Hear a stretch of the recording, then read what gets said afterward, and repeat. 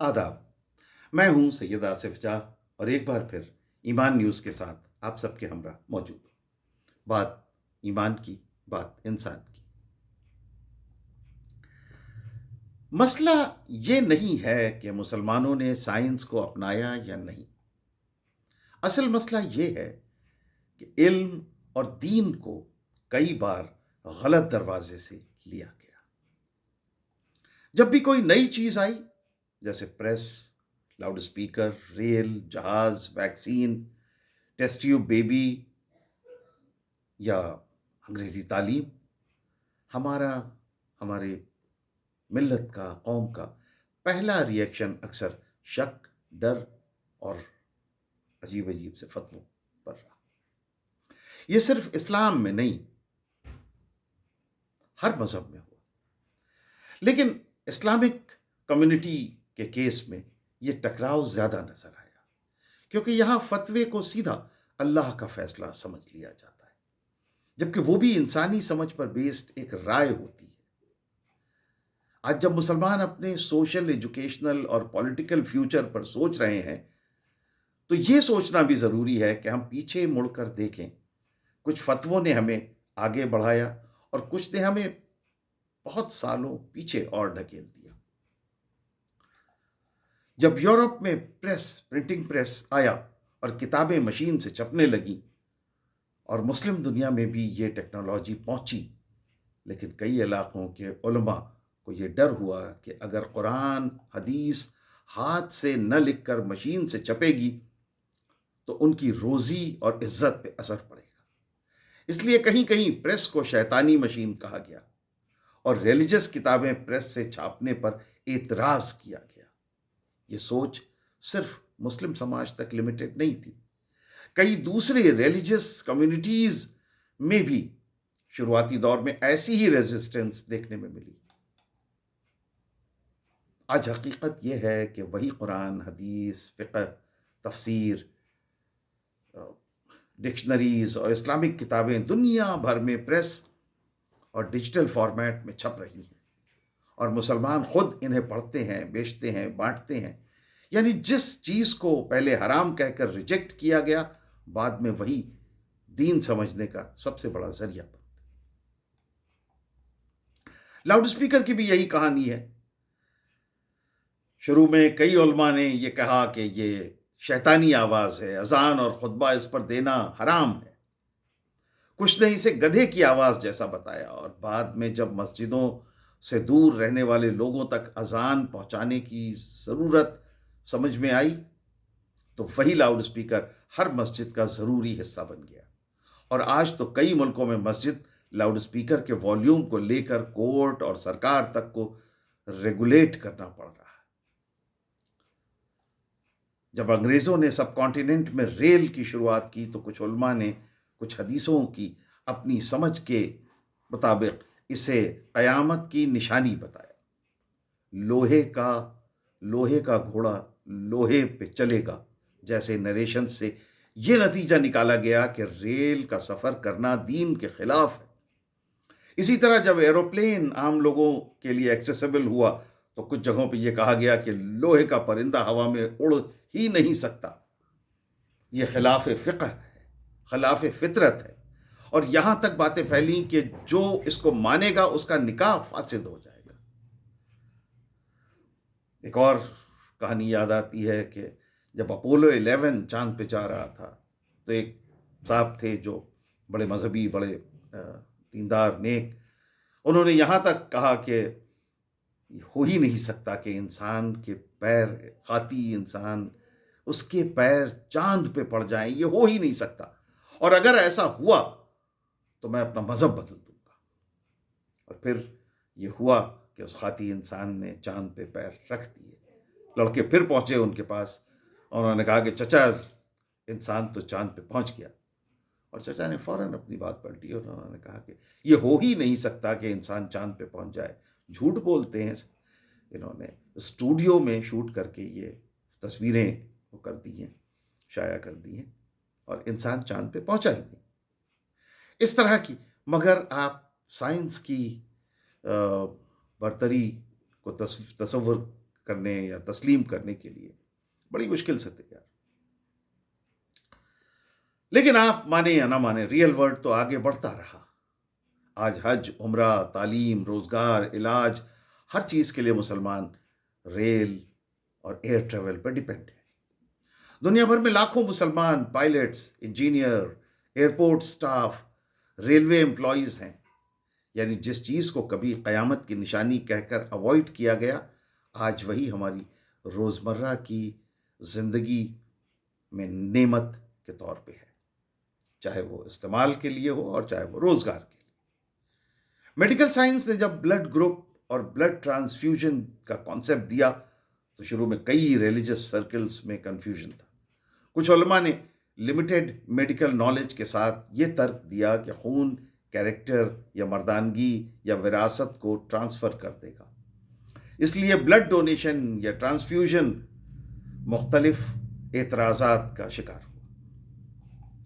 وقت کے ساتھ ساتھ جب یہ صاف ہوا کہ بلڈ ڈونیشن جان بچانے کا سب سے سیدھا طریقہ ہے، تو کئی بڑے اسلامک اسکالر بھی یہ صاف کہتے ہوئے دکھے اپنے فتووں میں کہ ضرورت اور حالات کی بنا پر بلڈ لینا اور دینا جائز ہے، بلکہ کسی اور کی جان بچانے کے لیے بھی یہ جائز ہے. آج مسلم charities, hospitals, N G Os blood donation camps چلاتے ہیں اور لوگوں کو بلڈ ڈونیٹ کرنے کے لیے موٹیویٹ کرتے ہیں. ایسا ہی کچھ کیمرے کے ساتھ ہوا. فوٹوگرافی اور امیج کا مسئلہ بھی اسی لائن پہ آتا ہے.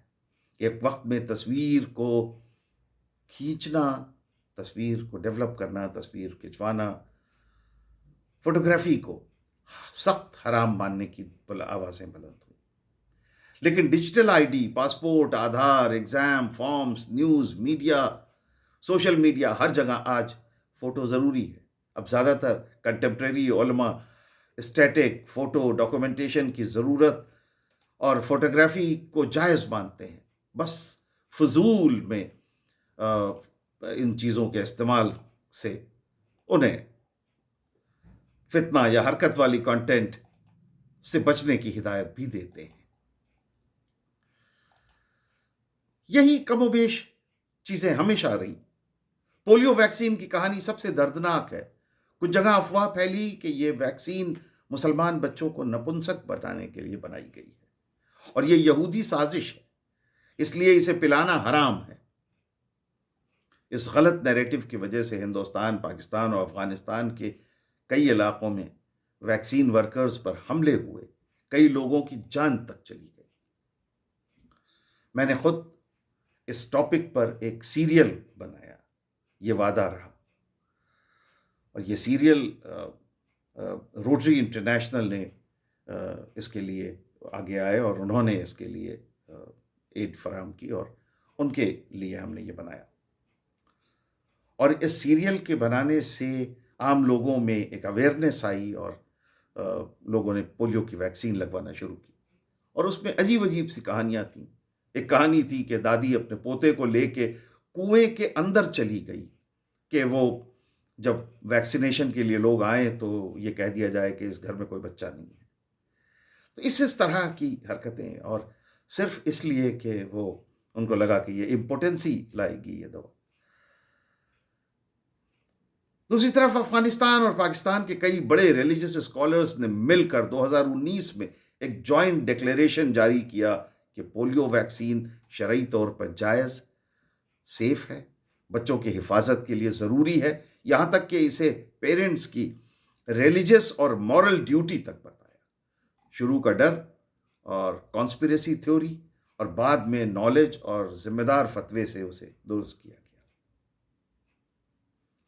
ٹیسٹ ٹیوب بیبی پر بھی شروع میں کئی جگہوں سے بلینکٹ حرام کے فتوے جاری ہوئے، لیکن جیسے جیسے ٹیکنیک سمجھ میں آئی، ڈیٹیل سامنے آئی، بہت سے لیجیٹمیٹ اسلامک باڈیز نے صاف گائیڈ لائنز دیں.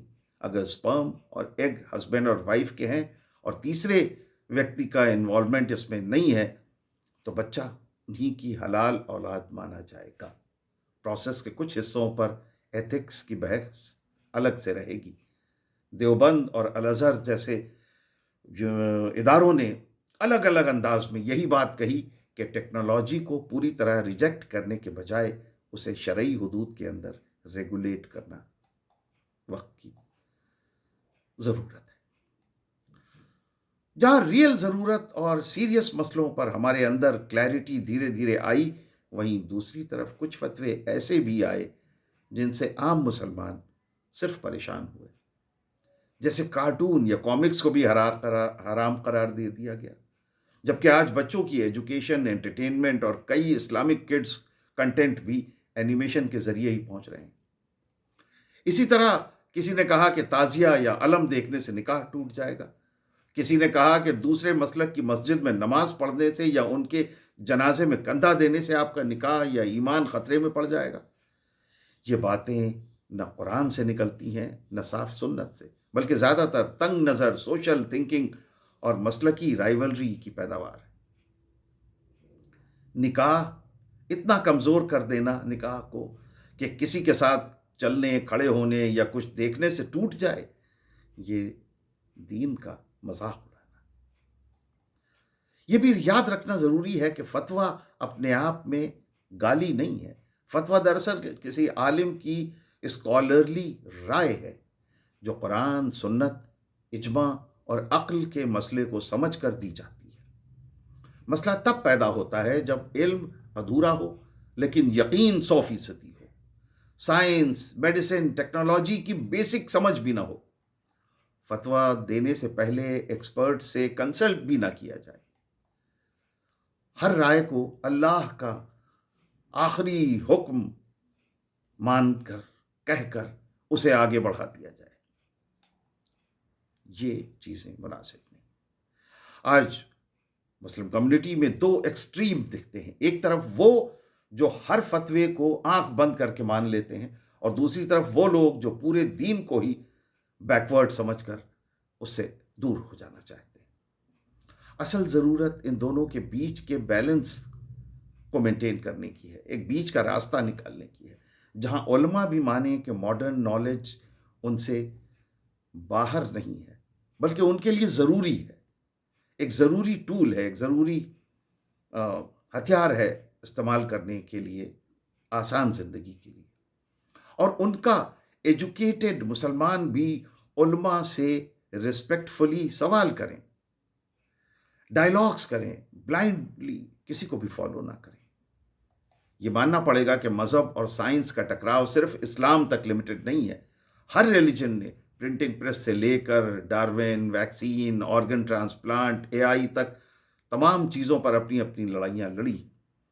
فرق صرف یہ ہے کہ کسی سوسائٹی نے سیلف کریکشن جلدی کیا اور کسی نے خود کو زیادہ دیر تک بند کمرے میں بند کر کے رکھا۔ مسلم کمیونٹی کے لیے آج سب سے بڑا کام یہ ہے کہ علماء اپنے سیلیبس میں سائنس، سوشل سائنس اور میڈیکل ایتھکس کو جگہ دیں۔ فتویٰ دینے سے پہلے ڈاکٹر، سائنٹسٹ، انجینئرز جیسے ایکسپرٹ سے مشورہ لیں۔ مسجد کا ممبر صرف حرام حلال کی لسٹ نہیں ہے بلکہ علم، ریسرچ اور پازیٹیو رول ماڈل کا پلیٹ فارم بنے۔ عام مسلمان سوال کرنے سے نہ گھبرائیں اور سوشل میڈیا کے ہر وائرل بیان کو دین کی آخری بات بھی نہیں ماننا چاہیے۔ فتوے کا کھیل بند ہونا ضروری ہے، یعنی بنا ضرورت، بنا سمجھ، بنا ذمہ داری کے ایشو ہونے والے عجیب فتوے دین کو روزمرہ کی زندگی سے جوڑنے والے آسان، سمجھدار اور انصاف پر مبنی فتوے ضروری ہیں، لیکن وہ تبھی ممکن ہے جب ہم علم اور دین دونوں صحیح دروازے سے لیں۔ غلط دروازے سے لیا ہوا علم صرف تباہی لاتا ہے۔ تو یہ تھا ہمارا ایمان نیوز پہ آج کا ویڈیو۔ ایمان نیوز کے ساتھ اپنی محبتوں کا سلسلہ بدستور جاری رکھیے، چینل کو سبسکرائب کیجیے، ہماری ویڈیوز کو لائک کیجیے، شیئر کیجیے، فارورڈ کیجیے، اور اپنی باتیں، اپنے خیالات، اپنے تاثرات کمنٹس کے ذریعے ہم تک پہنچائیے۔ بہت بہت شکریہ۔ خدا حافظ۔